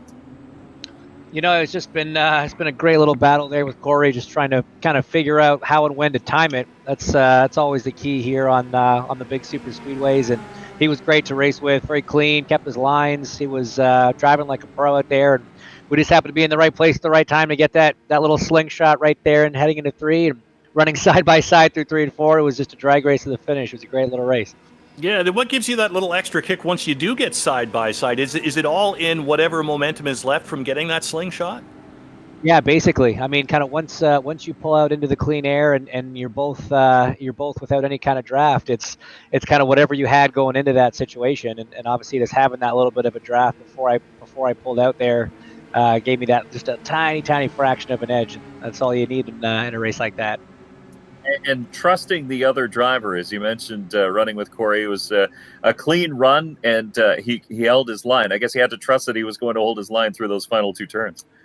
Yeah, exactly right. I mean, I kind of had to make that decision, go high or go low, and he did a good job protecting the inside line, so I didn't really have much of a choice. Had to go the long way around, but he held his line perfectly, and it's I had seen kind of in the back and forth we had up to that point that I knew he'd be able to do that, and I could trust him to do it.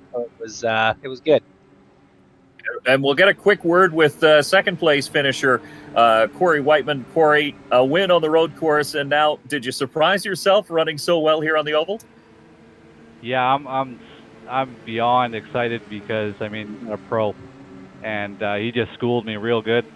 I knew he was going to do that, but there's nothing I could do about it, and all I could do is keep it clean and make a show for the fans. But race number 2 on the oval is queuing up as we're going green.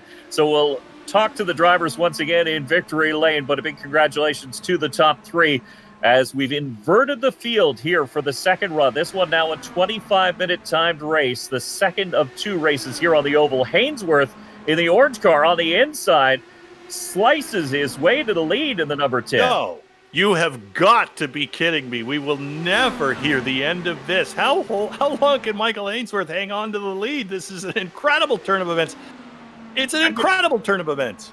I'm going to guess another 2 corners before Adams makes the move here in the 5 car, because Adams is tucked up right underneath him. But that pylon has found a jet engine of Michael Ainsworth. He tries to get a little side draft, but Adams goes to the top spot here on the front chute. Oh, that's what. Look at the aggressive move by Ainsworth, and he loses it a little bit. I thought he had absolutely slammed into the wall, and now he does. He got very aggressive. It cost him, Dave. Yeah, it really did. A tap to the wall, and then something obviously broke in the number 10, and Hainsworth drops from the front of the field all the way to the back, so he'll have to make his way back to pit lane and get a repair done, but this will definitely cost him laps. If Adams takes over top spot, take a look at where Hinchcliffe is. He started last in this race. Whiteman started second last. They're up to 5th and 6th already. They are mirroring each other again as they climb up this field again from that inverted start. And you would have expected them to make their way. Just how quickly and how far to the top of this lineup can they get? Adams still holding that lead with Neely and Barrett tucked in behind. There's James Hinchcliffe now in 4th place, and Whiteman dropping down to 6th for the moment. Because what we've seen from Corey Whiteman so far tonight has been super impressive. When you expect him to make another move. Barrett in the 7, he had a great run going in the first race as well, ran into some trouble and had to make a pit stop, and unfortunately that cost him a number of laps, but he did show some speed. I believe he was running in 4th when he made that pit stop in the first race, and now he's here in 2nd spot, having a great dice here with Neely. A battle for 2nd and 3rd as Neely is unwilling to give this one up too easily. We'll see if we can have a driver or two can push the envelope a little bit here and challenge Mr. Hinchcliffe and Mr. Whiteman as we tally these events together and come up with a grand winner for the charity prize purse. Oh, we got big problems here on the front straightaway. One of the drivers caught the wall and got extremely airborne. I believe it's Jeff McKaig, as I didn't quite see what started that one off. All I saw was the finish as the car went airborne and flipped back and forth. And he has had to enter the pit. Michael Hainsworth, of course, we saw him with a crash earlier in the pit as well. Preet Banerjee has entered the pit lane as well. So we've got 3 cars with some trouble. Yeah, Adams is having a great run here at the front, though. But now he has some company as Neely pulls to the inside, looking for the Are we going to go 3 wide? We are. Hinchcliffe to the top spot on the inside will take over the race lead, but now Neely will battle back. Look at this back and forth now with Neely on the outside and Hinchcliffe. So the white car is Neely, the black car is Hinchcliffe as they go back and forth. But Neely with a great run on the outside, coming off not a best run in race number 1 as he found trouble a couple of times, but Neely's really turned things around this time. Hinchcliffe is owning the oval. He wins the first race and he takes the lead. I mean, I shouldn't say owning. I mean, he's got to deal with Neely, who's just taken the lead as well. And we'll see who else can press the situation too. But, you know, it's auguring well for James Hinchcliffe for August 23rd, don't you think, Dave? I mean, when he gets out there for real to battle on the Brickyard. I mean, it would be awfully nice, don't you think, to have that in the back of your mind that I've already won here twice this year. And he did say it's a great training ground for the real world racing. I mean, the people at iRacing have done just a great job, but Neely, who's a veteran of the virtual world, but he does a lot of endurance racing, so it's a little bit of a different animal than the ovals. Still, he's acclimatized very well to this car on this track, and he's right now out-dueling James Hinchcliffe, that time about 0.4 of a second, so a lap quicker than Hinchcliffe, so he's able to open the gap just a little bit. But again, that draft is so important. You can watch some of these other drivers in behind. Now, you've got Adams, you've got Price back there as well, so some of these other drivers are going to look for a sniff of that draft and hopefully close that gap. Peter Neely in the lead, and he is running for the Don Meskey Fund, and he's been doing high-performance driving education since 2012. Competes in endurance racing. He's part of the American Endurance Racing Series. Last race before the lockdown was Road Atlanta back in February, and he is impressing right now, although second again now to James Hinchcliffe for the moment. That would have been one of the final races that professional drivers would have done before the lockdown, and Neely is not intimidated by Hinchcliffe, despite the fact Hinchcliffe has visited Victory Lane already here today, and now he moves to top spot. So here you go. We have another one who's trying to battle for the lead. And Corey Whiteman is, I wouldn't say struggling, but is in the middle of the pack right now, 6th, trying to pick his way through to the front. Winner of the first race, runner-up in the second race. He's used to being a front runner, or at least being, in the taillights of the front runner so far tonight. But it's Neely right now and Hinchcliffe, and then Kevin Adams, who is in third, running in that 5 car, and his charity. You see him now. There's a good look at him. His charity is the Ottawa Public Library. Says he's an artist at heart, but a racer by addiction, and he is feeding that addiction very well in this race right now. He says for his 50th birthday, he rented a Porsche Boxster GTS in Vegas and made the instructor scream like a banshee. Yeah, that'd be on my resume too. I agree. I told him he had no experience and then went out and set a lap record. So obviously, somebody who knows what they're doing behind the wheel of a race car. And I believe he went to racing school with James Hinchcliffe, and he says he always gave him a run for his money. So he's planning to do it again here today virtually. And for what it's worth, according to his bio, he makes the world's best all-natural black licorice. You know what? That wouldn't be a positive for some people, but I'm giving him a big check mark for that. You don't like the black licorice? No, I'm saying I do like it. I'd say a lot of people do hate it, right? I know. So, yeah, no, good for him. And he holds third place right now, and Neely jumps back into the lead. We're seeing this back and forth again, and it involves James Hinchcliffe, only in this race, instead of Corey Whiteman, it involves Mr. Neely instead, Peter Neely. You know what's interesting about the back and forth at the front of the field? As many times as they pass, it's going to allow the drivers in behind to maybe close the gap just a little bit, because you can't take the perfect line if you're battling with somebody. Obviously, you're on the inside or the outside, you're pinched down low, or you're stuck up high, so it will slow you down just a little bit, fractions of a second we're talking about, as Neely gets a little bit loose off the corner. Will that open the door for Hinchcliffe? It won't that time, as Neely will hang on to the lead. Here comes Hinchcliffe diving to the inside, so he'll take over top spot once again. But the other drivers in behind, you can see now Adams, Price, their lap times a little bit quicker than the race leader by 2 or 3 tenths of a second. So that's allowing them to gain some ground as these two battle back and forth. So realistically, if they stayed nose to tail, they could probably open up a little bit of a gap on the rest of the field. But because they're battling so intensely at the front of the field, that's allowing third and fourth place to maybe close the gap just a little bit. And they're not too far behind. They're now about a second back. Right, that's the difference we're seeing between this race and the race before, when we saw Hinchcliffe and Whiteman battling, is they got all alone out there in front. But you see that Adams is just about 1.5 seconds, less than 1.5 seconds back, and then Price 2 seconds back. Bortolotti is 2.5, and then you drop off to Whiteman, who is a little over 7 seconds back. So there is a bit more of a bunchy feel to this one than there was in the last oval race. Sure, and we can tell you that the point standings as they sit right now after the two events, Whiteman is your points leader, Hinchcliffe sitting in second. And then you have to look back to third place was, I believe, Steve Bortolotti, and then it is Rich Price.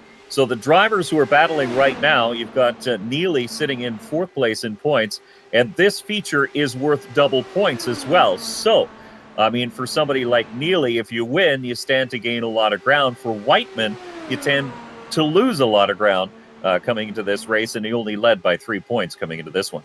Well, isn't that incredible to throw a bit of a wrench into it and to put it up? It's like playing skins in curling or golf when the values get piled onto each other as you get into the later stages of those events. And the same thing is kind of happening here with Neely looking to jump all over the double points in this last race.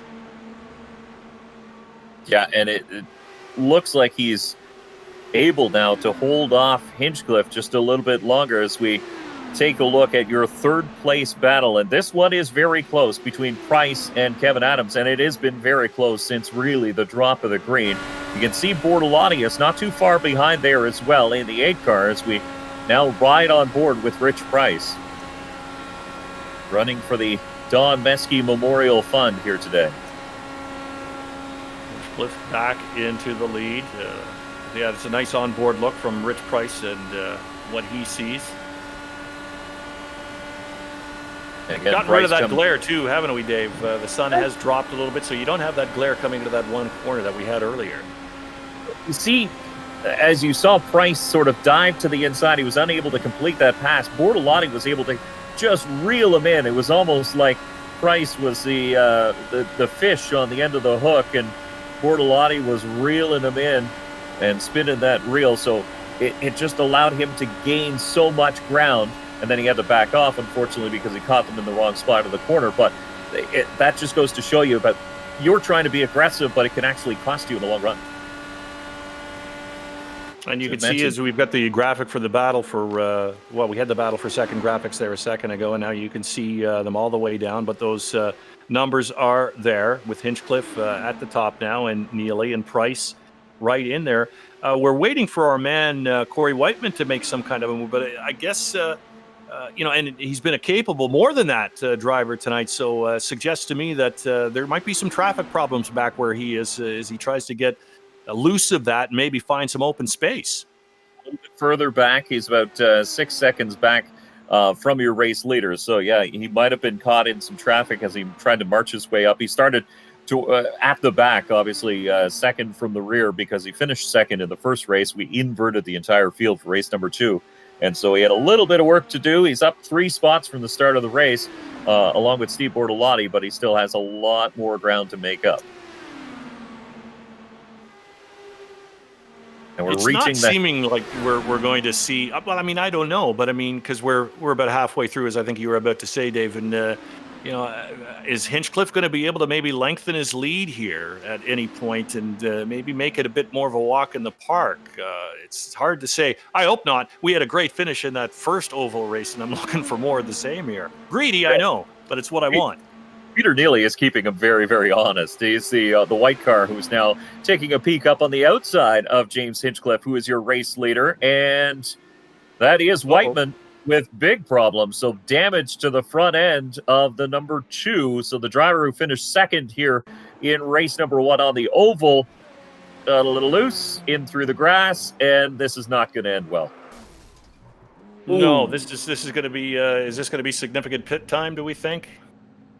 It likely will be. Taking a look at the damage, probably will cost Whiteman at least a lap, maybe 2.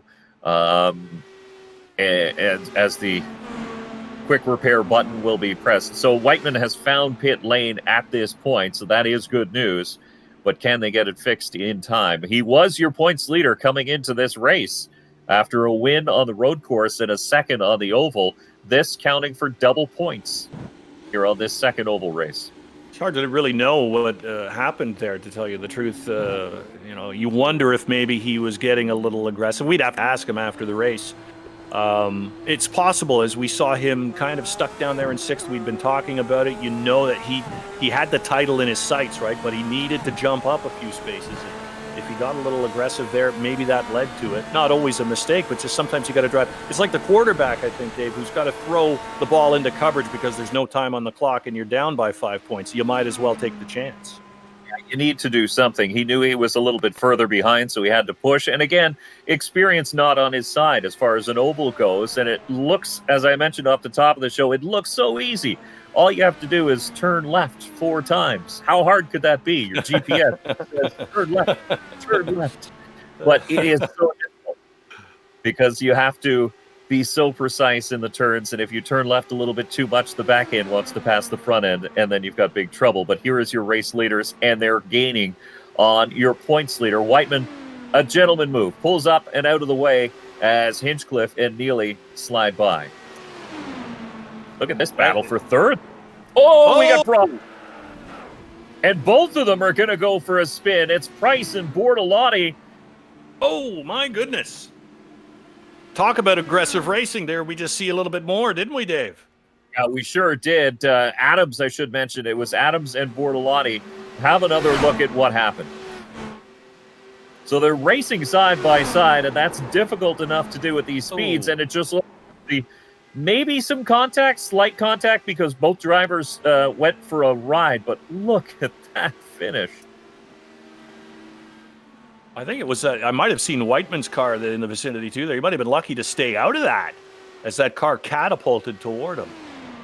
Yeah, that's true. And the fact that those 2 drivers are now in the pits could benefit Whiteman, because remember, again, if we're talking about points, it's the accumulated point total over the 3 races will crown the ultimate champion. And so Whiteman has the chance to gain some more positions as Adams and Bortolotti are now in the pits.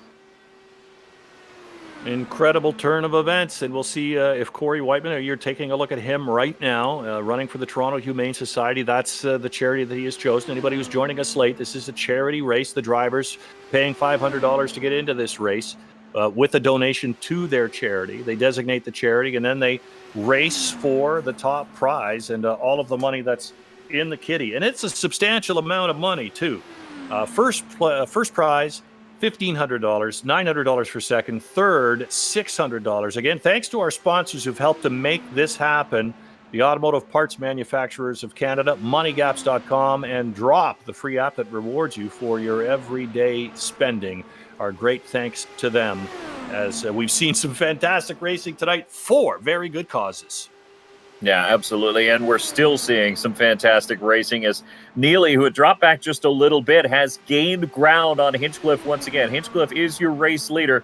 Neely, sitting in second there in the 4 car, is now right up under the tail wing of James Hinchcliffe, and he'll draft him through the turn this time. Does not make the move on Hinchcliffe.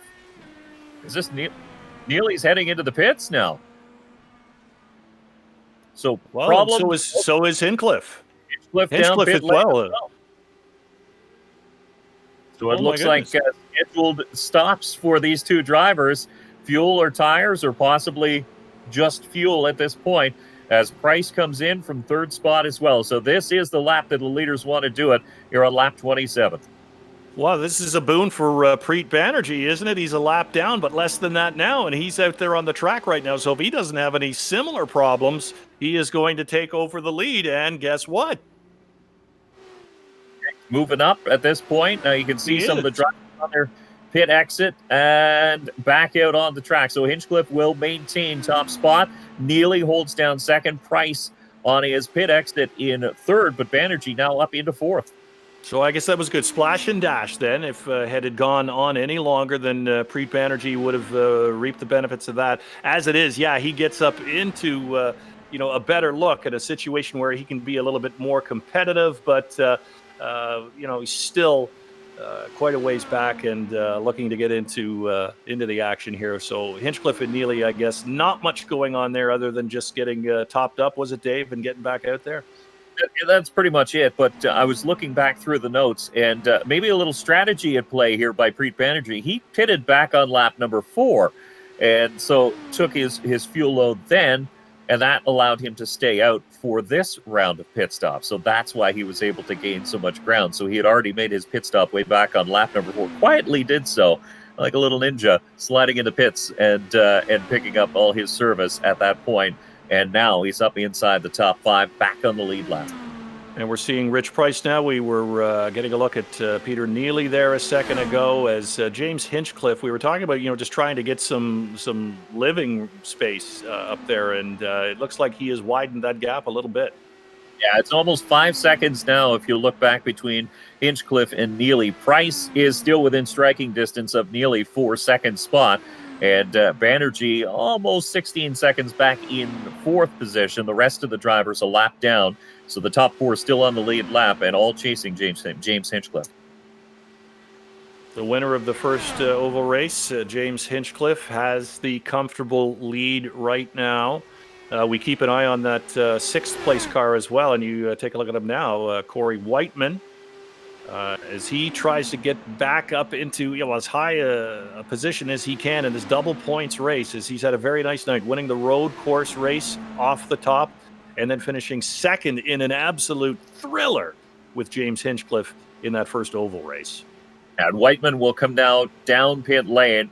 He did make a pit stop earlier after being involved in an incident earlier on in this run. This is for his scheduled service, so he'll take fuel and tires, get topped up, and he'll rejoin the field. Agonizing to come down pit lane and have to follow that pit lane speed limit as you watch everybody zipping by outside. So it's costing Whiteman some positions, and those positions come with very, very important points, as the man that was chasing him in the points championship here for this virtual clash, James Hinchcliffe, leads the race.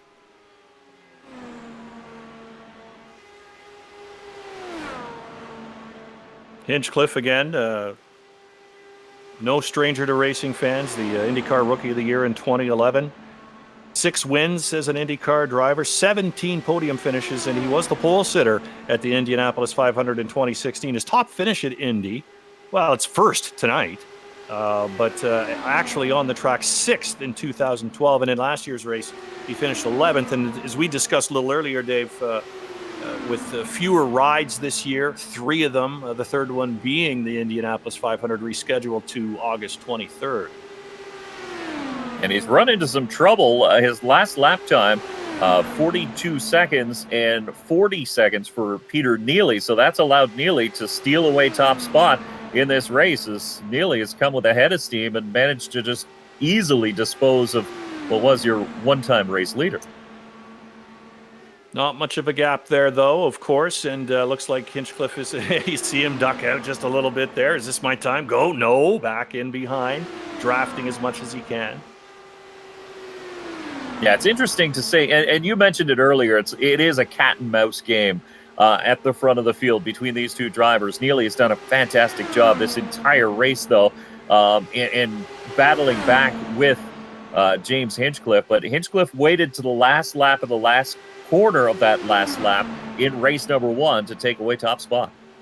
As we come into the dying few moments of this race, because 23 laps will be in the books as they cross the stripe, or 23 minutes, I should say, will be in the books of this 25-minute timed race as they cross the stripe this time by. I'm going to have to ask James Hinchcliffe. I mean, if he ends up at the top of the podium on this evening, we will have to ask him if it's, what's the greater thrill, the actual pole at Indy, and a 6th place finish at actual Indy, or winning on the ovals, and finishing second on the court, or was it, in fact, Dave, finishing as runner-up in Dancing with the Stars in 2016? I have no way of knowing. Being able to dance as well as he did, that's got to be a highlight. Couple drivers down pit lane, Banerjee and McKaig. Banerjee from 4th is down in pit lane, but this battle at the front is a dynamite one. As we saw in race number 1, it was between Whiteman and Hinchcliffe. Now it's Neely and Hinchcliffe, and Neely gets squeezed up to the wall. He comes back to the inside with a great run. This is looking a little precarious when you get in tight like that. And that white concrete wall is getting closer and closer to your right side. Whoa, a little bit loose there by Neely. But he pulled it back in. No harm done. But you heard Hinchcliffe after race number 1, it's important to be able to trust the driver you're racing with. And Neely is doing a great job at holding his line and being predictable. And that's when you're racing with somebody this close at these highest speeds, that's exactly what you need to be. And look, Neely, even up on the outside, is able to hold on alongside Hinchcliffe. Hinchcliffe noses into the lead, but Neely will have a good run, good momentum off the outside of turn number 4, and he sneaks back into the lead as they head to turn number 1. And then closes the door on Hinchcliffe, at least for the time being. And we are less than 30 seconds, less than 20 seconds in the time portion of this, and then get the last lap in as Hinchcliffe makes an aggressive move himself on the inside. Can't quite get up. Yes, he can. You see his nose just out in front. And problems for Preet Banerjee. He's in the pits and falling off the pace, so that's allowed Whiteman now to move up inside the top 5 in the number 2. So he was your points leader coming into this one, and now sits into the top 5 as the checkered flag will wave. Who gets it at the line? It looks like Hinchcliffe by a nose again. Oh my goodness, James Hinchcliffe doing it in exciting style, 2 races in a row. Oh, be still my beating heart. So that one, the first race was 5/100ths of a second. That one was 1/100th of a second at the start-finish line. 1/100th of a second. Oh my goodness. You just cannot get any closer than that without being actually tied, at least not with the splits we get on the computer. So that's just an incredible run by Peter Neely. Congratulations to him, and congratulations to James Hinchcliffe again, who, I know he came into this again, Dave, saying, I don't know, it's just sim racing. I don't spend a lot of time at it, but I mean, he's raced the Indy 500. He wanted to do well, and he did, doubling on the oval. Yeah, he did a great job, and then he gets to burn it down with some donuts here. Victory Lane donuts always taste sweeter. Can we get that guy some milk? Some milk for James Hinchcliffe. And he gets his choice, too, as I understand the tradition goes. He can have skim, he can have whole milk, he can have 2%, whatever he wants. Me, I might go for something, I don't know if I wouldn't go Emerson Fittipaldi and go for the orange juice. I just might go for something with a little more kick in it, Dave. Just a little bit. You have to do the milk. If it's the Indy 500, they hand you a quart of milk. you definitely have to. I can't imagine what their race suits smell like the next day after they dump it over their head. Yeah, you do have to have the milk. I mean, Emerson Fittipaldi learned that the hard way, didn't he, when he had the orange juice? Oh, They very never much let him so, forget yeah. it. The year he had an orange grove in Florida, and he wanted to get some free advertising for it. Oh, look at that. We can split more than just a 100th of a second. Look at that. It's inside. It's 8 1,000ths of a second. That's just unbelievable, the difference there. Peter Neely, what a great run there. Hinchcliffe, the winner, and Rich Price. We shouldn't ignore him either. That's a good run for Rich Price, too, isn't it? Yeah, it really is. Rich Price, again, coming off a second place finish on the road course in race number 1. Had some trouble in race number 2, the first time on the oval, but still was coming into this race 4th in points. So a double points effort. Comes home 3rd, so that'll be a good finish for Rich Price in 3rd here tonight. So a great run there. Hinchcliffe, obviously, with double points. He came in trailing Corey Whiteman by just 3 markers into this final race, so he will be crowned your 2020 Charity Virtual Race Champion here tonight. What a great night of racing this was. Thank you to everybody who's taken part. All of the racers gave us a really good show.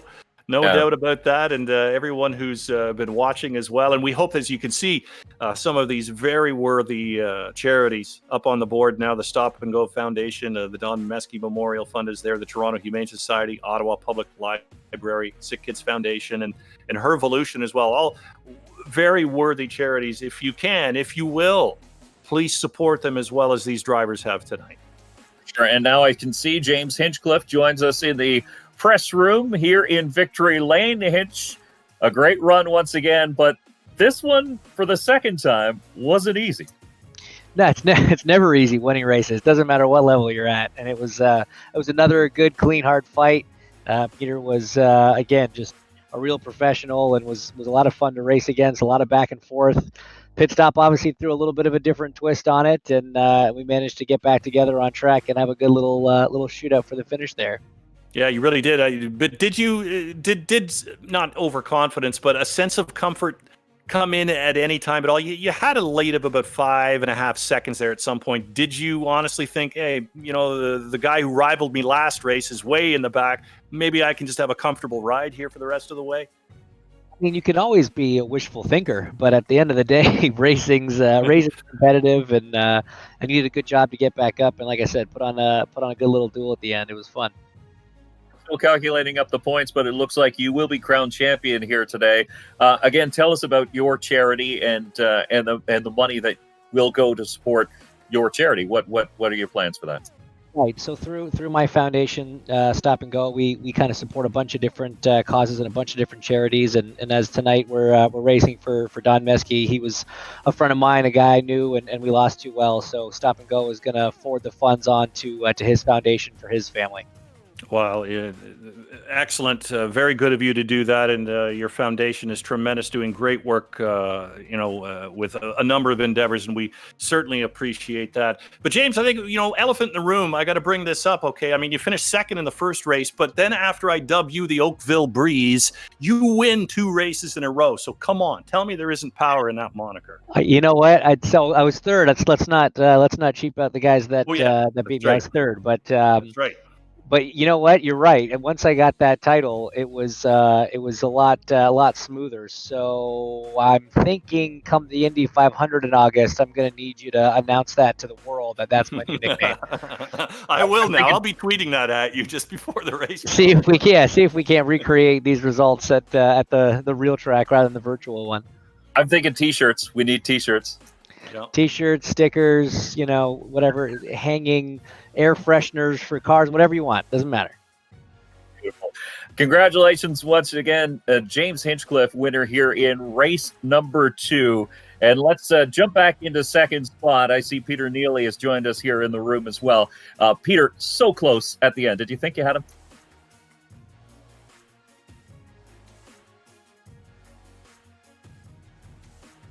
Are you there, Peter? And it appears as though we lost Peter. But that's okay. A great run again, 1/100th of a second, actually 8 1,000ths of a second. The difference at the line. And You know what, Dave? I'd put that on a T-shirt too. If I don't care if it's simulated racing. James Hinchcliffe beat me by 8/1000ths of a second. I'm putting that on a T-shirt in some way, shape, or form. I'd be real proud of that. Absolutely. I mean, and being able to hang on so close for so long. So it looks like we do have third place finisher Rich Price with us. Rich, are you there? Yeah, I'm here. Great run for you as well. A little bit of trouble in race number 2, but you finished it off strong in race number 2. Did it feel a little bit more comfortable for you?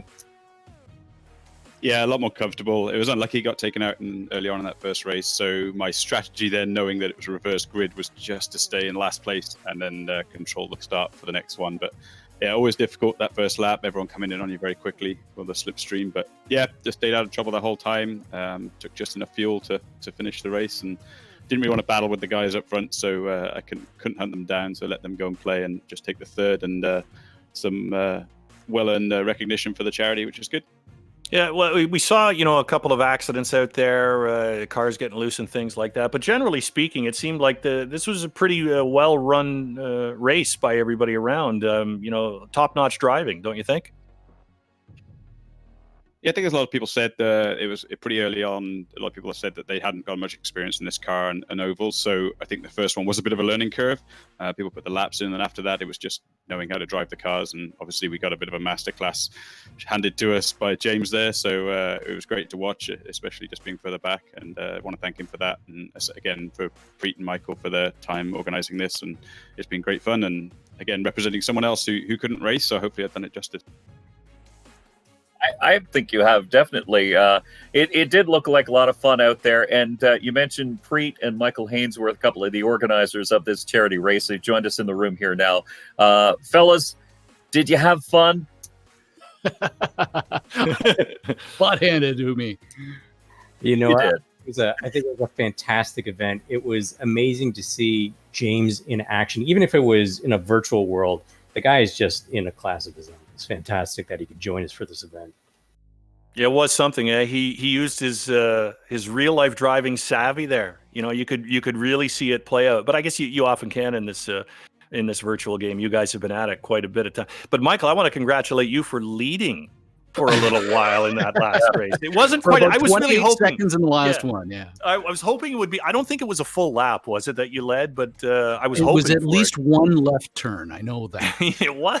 And then I got a little nervous about the other cars being around me, not accustomed to actually being in with the pack. And I think that was probably my primary problem right there. A little bit shy in that department. It was a great move to take the lead. I mean, you had to do that. Well, the strategy of playing from behind for the first two races, really played out for me in the end there, putting me up front at the last one. And Preet, in that last race, I mean, the two front runners, Neely and Hinchcliffe, went into the pits. I guess you were just a little bit too far back at that point, but I thought, there could be an opportunity here. And I think you did close the gap a little bit and then finished up strong. You know what? It was not by design. I had crashed, I think, on lap 4, so I had to come in for repairs. And I think they chopped up my tank. And that was the first time I'd ever done a pit stop, not only in real life, but also in iRacing. And I had no idea what was going on. And so I wasn't even prepared that there was going to be a pit stop at all. And then when I saw it towards the end of the race, like, oh, wow, I'm actually not doing too badly running near the end. And then I took a look at the fuel gauge, and it was just a few laps short of the finish. And that is when I got hit with the wave of despair. Strategy miss. Big miss on strategy. But I mean, the winners of the day, obviously the charities involved in this one, everybody seemed to have a really good time doing it. You're racing with James Hinchcliffe, but at the end of the day, I mean, we're raising money and we're having a good time doing it. Yeah, absolutely. And I don't know what the final tally is, but it's north of $7,000 that was raised in total. So I wanted to thank very much our sponsors, APMA Canada and Flavio Volpe, Drop Rewards. Derek Bung is the CEO there. And then my company, Money Gaps, also tossed in some money for the winner's purse. And so, yeah, the sponsors and James and Michael and the two of you did such a great job as well. I can't thank you guys enough. Well, it's our pleasure to do it, and I'm really pleased that Dave agreed to do it because race fans know his voice. He calls great races on TSN, and he's a top-notch pro. And I'm a casual race car fan, so I got to tell, I would have been and was on a couple of occasions completely lost there. So thanks for saving my bacon, Dave, and we really appreciate you lending your considerable talents to this event tonight. Thank you. It was a lot of fun. I had a great time doing it, and I'm looking forward to next year for sure. Is that a wrap, guys? Shall we send everybody on their way? I think so. I think we actually have some drivers in the race who are already gridded up for another virtual race due to poor scheduling on their part. All right. Well, you know what? Again, thanks to everybody. Thanks for tuning in. Thanks for watching this. We hope you had a lot of fun. Thank you to Michael and Preet. Thank you to Sam for the technical direction. Really appreciate that. Bang up job tonight. And to all of the drivers helping with these very worthy charities. And in memory of Don Meskey, of course, these races happening tonight because they couldn't have the go-kart race this year. Yet that fund reaps the benefit of an awful lot of this, including James Hinchcliffe deciding that through his own charitable foundation, the money would go to the Don Meskey Memorial Fund. So again, thanks to everybody for making that a strong event to raise so much money and for the great entertainment. We appreciate it. And we'll see you again next year or maybe before. Who knows? A series would be a good idea, I do think. But for now, we'll just say so long and thank you for joining us for the 2020 Charity Virtual Race.